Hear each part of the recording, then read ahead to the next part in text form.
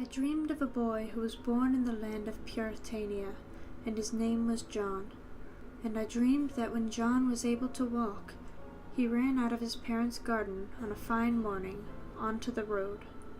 And on the other side of the road there was a deep wood, but not thick, full of primroses and soft green moss.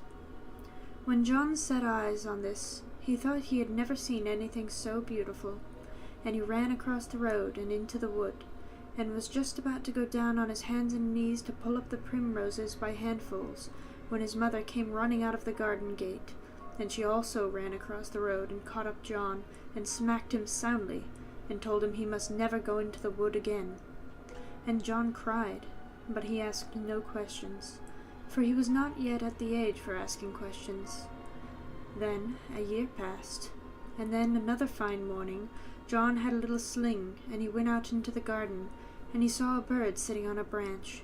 And John got his sling ready, and was going to have a shot at the bird, when the cook came running out of the garden, and caught up John and smacked him soundly, and told him he must never kill any of the birds in the garden.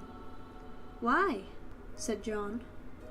"Because the steward would be very angry," said the cook. "Who is the steward?" asked John. "He is the man who makes rules for all of the county round here," said the cook. "Why?" said John. "Because the landlord set him to do it." "Who is the landlord?" said John. "He owns all the county," said the cook. "Why?" And when he asked this, the cook went over and told his mother, and his mother sat down and talked to John about the landlord all afternoon, but John took none of it in, for he was not yet at the age for taking it in. Then a year went past, and one dark, cold, wet morning John was made to put on new clothes. They were the ugliest clothes that had ever been put upon him, which John did not mind at all, but they also caught him under the chin, and were tighter under the arms, which he minded a great deal, and they made him itch all over. And his father and mother took him out along the road, one holding him by each hand, which was uncomfortable too, and very unnecessary, and told him they were taking him on a trip to see the steward. The steward lived in a big dark house of stone on the other side of the road. The father and mother went in to talk to the steward first, and John was left sitting in the hall on a chair so high his feet didn't reach the floor. There were other chairs in the hall where he could have sat in comfort, but his father had told him that the steward would be angry if he did not sit absolutely still and be very good, and John was beginning to be afraid. So he sat still in the high chair, with his feet dangling, and his clothes itching him all over, and his eyes starting out of his head. After a very long time his parents came back again, looking as though they had been with a doctor, very grave. Then they said that John must go in and see the steward now. And when John came into the room, there was an old man with a red, round face, who was very kind and full of jokes, so that John quite got over his fears, and they had a good talk about fishing and tackle and bicycles.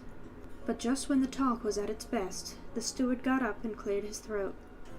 He then took down a mask from the wall with a long white beard attached to it, and suddenly clamped it onto his face, so that his appearance was awful.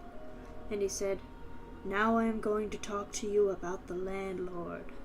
The landlord owns all this country, and it is very, very kind of him to allow us to live on it at all. Very, very kind," he went on, repeating "very kind" in a queer sing-song voice, so long that John would have laughed, but that now he was beginning to be frightened again. The steward then took down from a peg a big card with small print all over it, and said, "Here is a list of all things the landlord says you must not do. You'd better look at it." So John took the card, but half the rules seemed to forbid things he had never heard of, and the other half forbade things he was doing every day and could not imagine not doing, and the number of rules was so enormous that he felt he could never remember them all. "I hope," said the steward, "that you have not already broken any of the rules." John's heart began to thump, and his eyes bulged more and more, and he was at his wit's end when the steward took the mask off and looked at John with a real face and said, "Better tell a lie, old chap. Better tell a lie. Easiest for all concerned," and popped the mask back on his face all in a flash. John gulped and said quickly, "Oh, no, sir." "That is just as well," said the steward through the mask. "If you did break any of them and the landlord got to know of it, do you know what he'd do to you?" "No, sir," said John, and the steward's eyes seemed to be twinkling dreadfully through the holes of the mask. "He'd take you and shut you up for ever and ever in a black hole of snakes and scorpions as long as lobsters, for ever and ever. And besides that, he is such a kind, good man, so very, very kind, that I am sure you would never want to displease him." "No, sir," said John. "But please, sir." "Well?" said the steward. "Please, sir, supposing I did break one little one, just by accident, could nothing stop the snakes and lobsters?" "Ah," said the steward, and then he sat down and talked for a long time, but John could not understand a single syllable. However, it all ended with pointing out that the landlord was extraordinarily kind and good to his tenants, and would certainly torture most of them to death the moment he had the slightest pretext. "And you can't blame him," said the steward, "for after all this is his land, and it is so very good of him to let us live here at all. People like us, you know."